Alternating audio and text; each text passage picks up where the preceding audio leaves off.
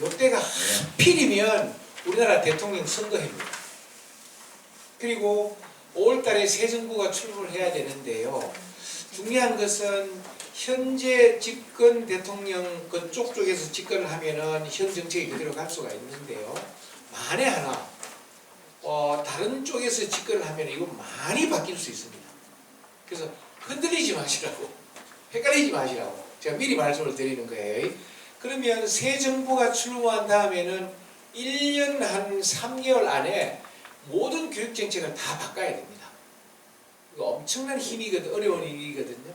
저희들처럼 한 몇십 년을 선생을 했던 사람은 대강 감을 잡을 수 있는데 엄마들이 헷갈린다고요. 자, 이 자리에 오신 중3, 중2, 중1 어머님들은 이거 흔들리지 마시라고.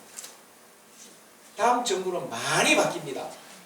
고교 학점제라는 것이 시행되기 때문에요. 2025년이 되면 여러분들의 아이들은 이미 다 고등학교 올라가고 대학 들어갔기 때문에 상관은 없는데요. 밑에 동생이 있으면 이게 들어온 이 아이들이 몇 학년이냐면 국민학교 6학년 아이들, 5학년, 초등학교 5학년. 초등학교 5학년이 고등학교 1학년이고요. 고등학교 2학년이고요. 고등학교 3학년이거든요.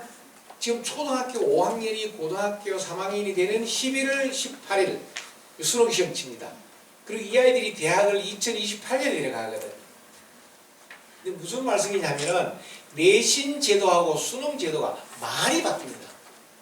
지금 어머니들이 배웠던 그런 시스템이 아닙니다.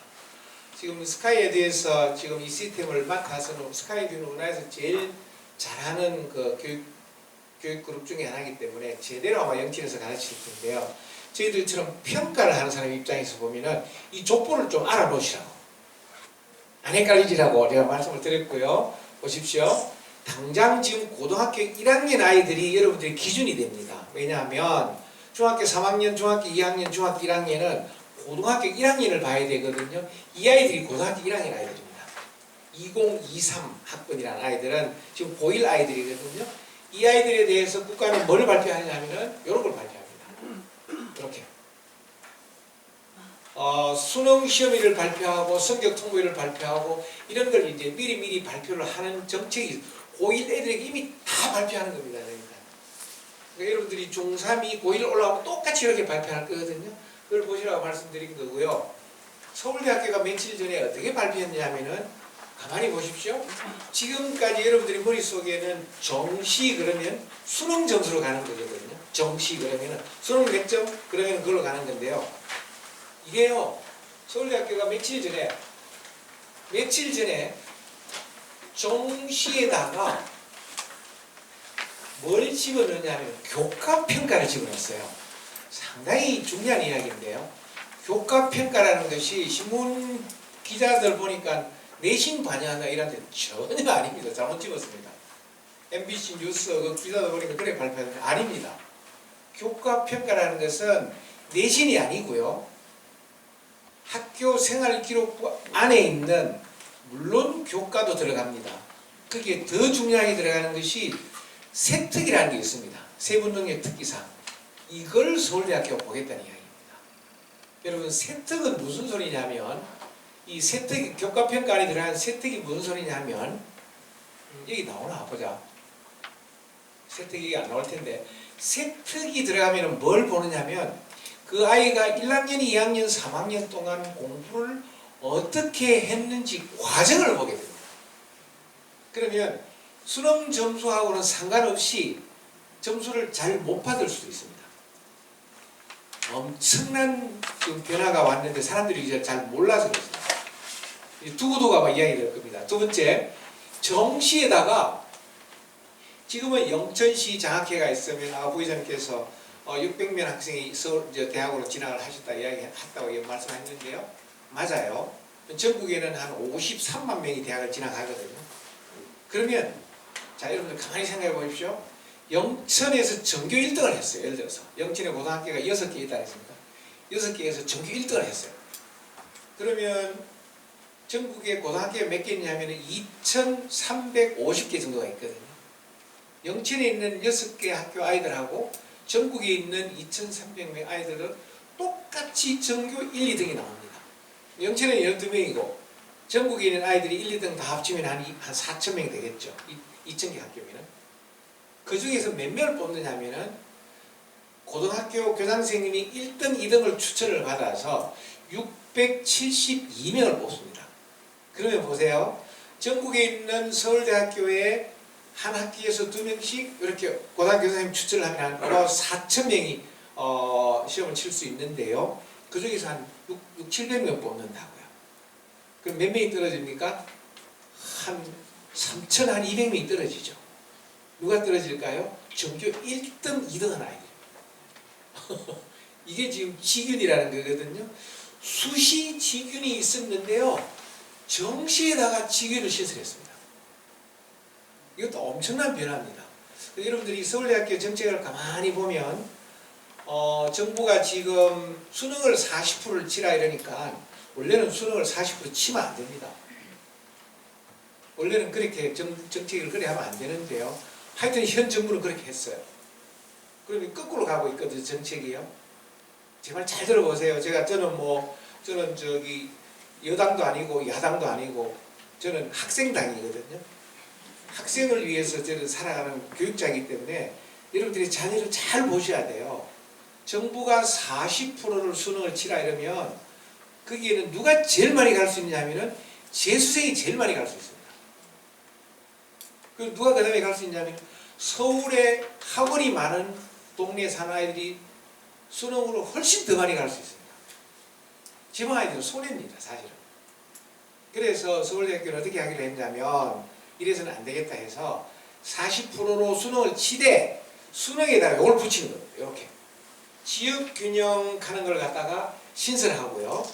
또 요거 말로 하나 더 있습니다. 일반 전형 하는 걸 하나 더 넣어놨습니다. 그래가지고 거기에 40%, 20%를 학생부 요소를 플러스 시킨 겁니다. 이게 약간 복잡한 이야기인데요. 결론은 무슨 이야기냐면 이제는 내신 1등 했다고 서울대 갈 수 없습니다.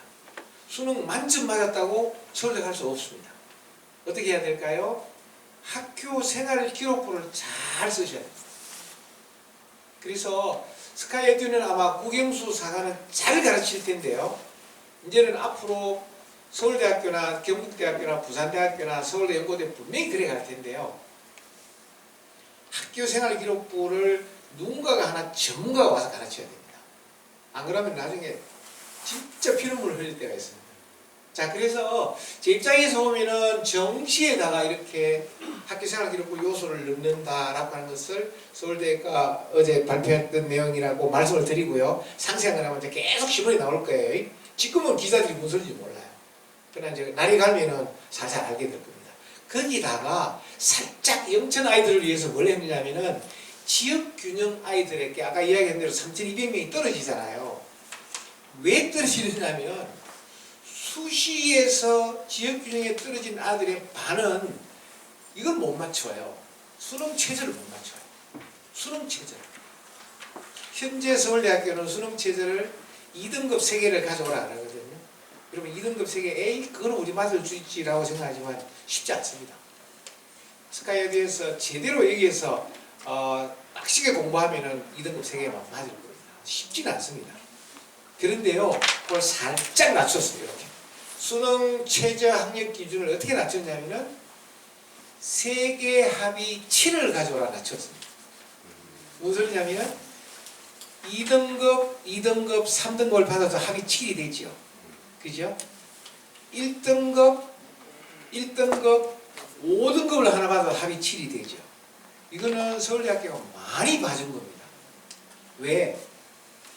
재수생 아이들은 재수해가지고 계속 점수만 따지요. 또 심지어 뭐 고등학교 안 다니고 검정고시 가가지고 수능만 대입하는 애들도 있습니다. 이제는 그런 아이들을 안 뽑게 됩니다.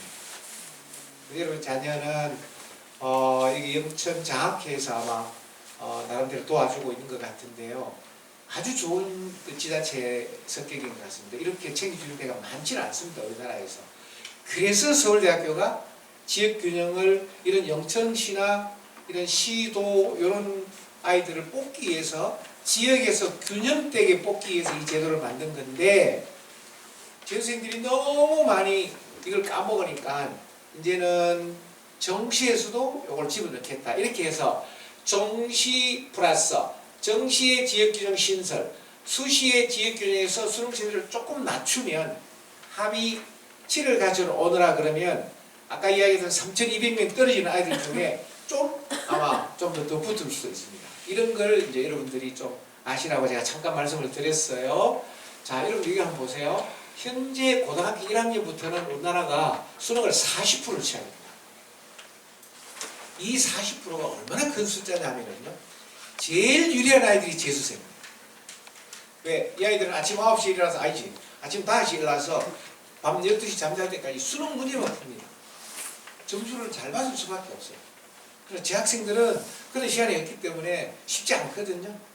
그래서 이 40% 시험을 수능으로 치라고 하는 현 정부 때문에 지금 중학교 3학년, 중학교 2학년, 중학교 1학년은 이 체제를 따라가야 됩니다. 단 문재인 대통령 임기가 끝나는 2022년 5월 이후에는 어떻게 바뀔지 모릅니다. 그래서 여러분들이 3학년은 아마 이를 따라가야 될 것 같아요. 2학년도 보자. 3학년이 중3이 2024학번이니까 올라오고 2학년까지 영향을 받을 것 같은데요. 중학교 1학년 영향 안 받을 수도 있습니다. 왜? 40%는 잘못된 정책이거든요. 이제 제 말이 틀린지 안 틀린지는 한 2, 3년 후에 보면 압니다. 그러나 현재는 여러분들 어떻게 해야 될까요? 정부 정책을 따라야 됩니다. 그래서 40%를 수능을 치되 서울대학교처럼 거기에다가 학생들을 붙이는 학교가 자꾸 늘어납니다. 부산대학교가 제일 먼저 그렇게 하게 됐고요. 경북대학교도 아마 그렇게 할 가능성이 많습니다. 서울대학교의 기준은 전국에 있는 국립대학들이고요. 연고대가 어떻게 나올지 조금 두고 보면은 아마 이런 방향으로 나가지 않을까 이런 생각이 듭니다. 그 말입니다, 지금. 그래서 이거 제발 이거 좀 입시 혼란 이거 좀 하지 말라고 제가 여러분들께 잠깐 말씀드린 거니까요. 한번 보겠습니다.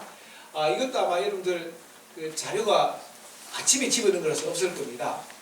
이게 제가 1시간 전에 썼다고 되어 있는 것은 제 블로그에 막 글을 써가지고 일단 읽어해왔는데 나중에 여러분들 영수 원장님한테 저기 제 이름 알아가지고요. 네이버에 들어가서 제 이름 치면 이게 다 뜨거든요. 한번 읽어보십시오. 읽어보면 제가 또 뭘 써놨냐면은 이게 앞으로 학교생활 기록부는 진짜로 중요하다. 그래서 3년 동안 학생들이 생활 기록인데요. 여러분들 내신, 수능 등 정량평가 요소도 필요하지만 서류, 면접 등 정성평가도 앞으로 규정 있게 유지해야 된다. 이게 이제 오늘 아침까지 제 생각입니다. 입학사정관들이 보는 눈은 저렇습니다. 그래서 이제 지금까지 여러분들 내신만 잘하면 좋은 대학 갈 수 있어. 글쎄요. 안 그럴 수도 있습니다. 수능만 잘하면은 좋은 대학 갈 수 있어. 글쎄요. 안 그럴 수도 있습니다. 제대로 이제 교육이 돌아가는 방향이 조금 이제 나아진 것 같아요. 그것을 서울대학교가 교사 자문을 받아가지고 면접을 어떻게 이렇게 하기로 했냐면은 면접을 엄청 어렵게 내는 대학들이 많아요. 서울대를 포함해서 연고대 이런 데 보면은. 그런데요. 서울대학교가 면접을 학교 생활기록부 안에서 내도 건의를 했습니다. 이게 한 열흘 전에 발표가 됐습니다. 이게 나중에 여러분들 저 블로그 들어오셔서요. 제가 다 연구소 원장 드릴 테니까요. 나중에 받아가십시오. 한 50페이지 정도 되는 자료인데요. 정말 좋은 자료입니다. 여러분들이 이런 걸 미리 보시면 중3이면 이제 3년 후 대입인데요. 이렇게 하셔서 들어가라고 제가 살짝 말씀드리겠습니다. 자, 지금까지는 제가 이제 서론이 너무 길었지요. 그래서 이 서론을 한 이유는 여러분들하고 저 처음 보는 거고, 저 교수님 무슨 이야기 하려고 왔을까 이런데 경상도 말을 억수로 잘 쓰는 것 같은데 생각은 저는 서울 생각이니까 제 말을 잘 들어보세요. 우리나라 학부형들이 대학에 진학하는 원하는 정도가 한 83%가 됩니다. 이 중에 아마 100%가 갔습니다. 4년제 대학의 유니버시티 디그리니까 4년제 대학에 우리 아이를 보내고 싶어하는 퍼센테이지 한국 83%, 전 세계에서 1등입니다. 독일 33%입니다. 왜 그럴까요? 독일이 우리보다 훨씬 잘 사는 나라인데 이런 고민들을 가지고 경쟁사회 속에 살아가는 우리 학부형들 대학을 오고 나면은요 너무 아이들이 슬픈 아이들이 있어요. 요 아이들입니다. 인문 계열 아이들이 한 35% 정도가요 흔들려요. 교수님, 저 퇴학할래요. 왜? 전공이 안 맞아요. 재미가 없어요. 자기 전공을 잘못 선택했다는 거예요. 저는 상담학과 교수니까 이런 이야기를 듣지요. 그래서 저기는 제가 좀 부탁 좀 드릴게요. 어머님들이 여러분의 자녀를, 아까 부회장님 정말 좋은 말씀 하셨는데요. 대학을 뭐 좋은 대학을 가고 그렇게 중요하지 않습니다. 길게 보면 인생에서. 그러나 전공은 매우 중요합니다. 왜냐하면 나중에 직업의 세계를 나갈 때 전공을 제대로 택하지 않은 아이들은 계속 흔들립니다. 그 퍼센테이지입니다. 이게 지금 음악예술체육애들은 별로 안 흔들립니다. 왜? 그것만 계속 했기 때문에. 근데 인문사회 아이들, 공대 아이들 많이 흔들립니다. 왜냐면은 대치동 같은 데서 수학을 엄청 열심히 해가지고 서울대 공대를 들어가서 서울대 공대 이야기입니다. 한 20%가 전학갑니다. 자퇴합니다. 휴학합니다. 왜요? 안 맞습니다. 대학에 오니까 그냥 대치동에서 했던 그 수학 실력 가지고는 서울대 공대를 따라갈 수가 없습니다. 지방에 있는 아이들은 더더욱 못 따라갑니다. 왜? 미적분, 기하, 벡터 이런 걸 제대로 안 배웠기 때문에 그렇습니다. 그래서 여러분들이 생각하는 이 전공, 저도 한 40년 동안 선생을 하면서 이제 저도 정년을 얼마 안 된 입장에서 아이들을 돌이켜보면 진짜 중요한 것은 대학이 아니라 전공이구나.